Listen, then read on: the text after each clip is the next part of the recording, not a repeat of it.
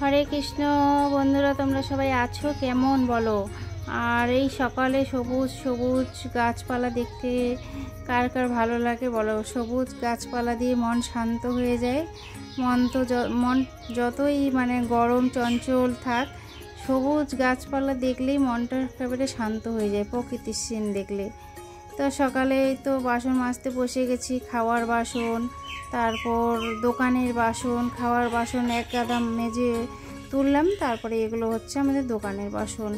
আর সকালে উঠে বসেছিলাম অনেকক্ষণ, শরীর তো অনেকটাই অসুস্থ, মাথায় তেল দিয়ে অনেকক্ষণ বসে রেস্ট করে কতদিন আর এরকম করে চলবে।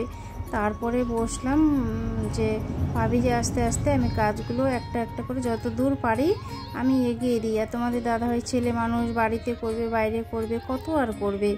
তো নিজে আবার বাড়িতে খেটে বাড়িতে একবার করবে, বাইরে আবার দোকানে যাবে, অনেক পরিশ্রম হয়ে যায়।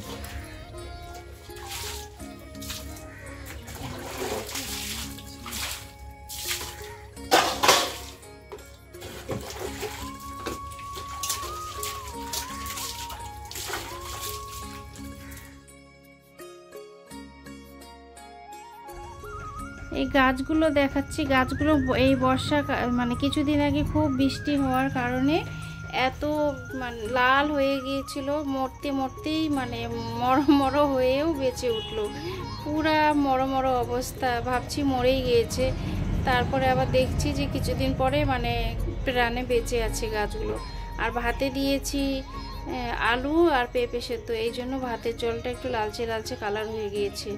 আর আমার শরীরটা আজকে আমি রান্না করছি, নিজে রান্না করছি। আমার শরীরটা খারাপ ছিল রবিবার থেকে, রবি সোম মঙ্গল বুধবার দিন সকাল থেকে একটু শরীরটা সুস্থ হওয়াতে তো ভাবছি পরের দিন থেকে আমি ব্লগ দেব। তো দুপুরের পর থেকে এত আমার আর একটা শুরু হয়ে গিয়েছে।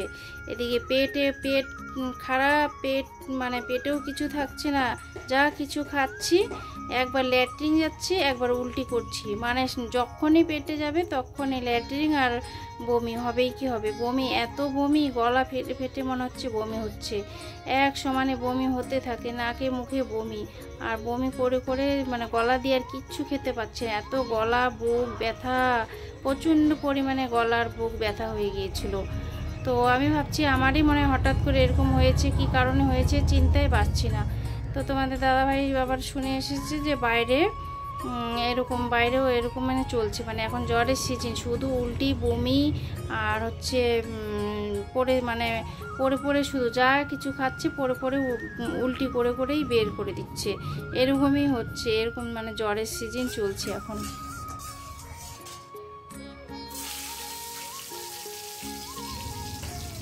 তো রান্না করছি গাঠি কচু, এখানে তেজপাতা আর রাঁধুনি ফোড়ন দিয়ে দিলাম। রাঁধুনি ফোড়ন দিয়ে ভালো লাগে, আর রাঁধুনি ফোড়ন দিয়ে খাওয়াও হচ্ছে না। তো কালকে মনে করে আনছে যে গাঠি কচু কিনলাম, তো রাঁধুনি কিনে নিয়ে যাই। তো রাঁধুনি ফোড়ন দিয়ে গাঠি কচু রান্না করলে খুব ভালো লাগে, একটা সেন্টটা যে থাকে না, ওটা খুবই ভালো লাগে। তো এমনি তো একই কিছুই খেতে ইচ্ছা করে না, খাওয়ার কোনো রুচিই নেই মুখে। তো একটু তেলে নাড়াচাড়া করে দিয়ে তারপর ঢাকিয়ে দেবো, একটু কিছুক্ষণ সামান্য ভাজবো। তো দুপুরে রান্না বাড়ি কমপ্লিট। এই যে আমার সিম্পল গাঠি কচুর তরকারি একটা এখানে হয়েছে, আর পনির এনে রেখেছিল কালকে আমার ছেলে। ও ভাবছে যে মা কিছুই খাচ্ছে না, মার জন্য পনির নিয়ে যাই। পনির নিয়ে এসেছিল, তো পনিরটা রেখে দিয়েছি। আমি তো কিছুই খাইতে পাচ্ছিলাম না, রান্না করে কি করব। আর এই যে এখানে দুপুরে মশলাগুলো কীরকম যেন একটা ড্যাম হয়ে গিয়েছে।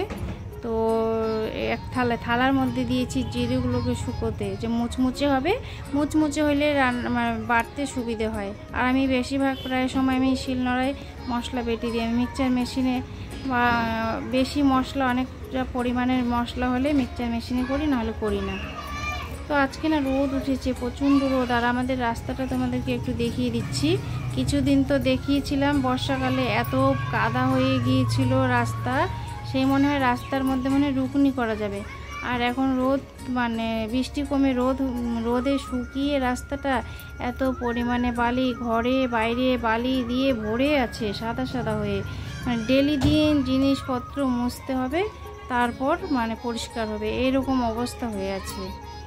প্রচণ্ড বাড়িঘরের অবস্থা খারাপ। তো আজকে এখানেই ব্লগটা শেষ করলাম, আর বেশি বড় করছি না। সবাই ভালো থেকো, সুস্থ থেকো। আবার কালকে নতুন কোনো পরবর্তী ব্লগে দেখা হবে।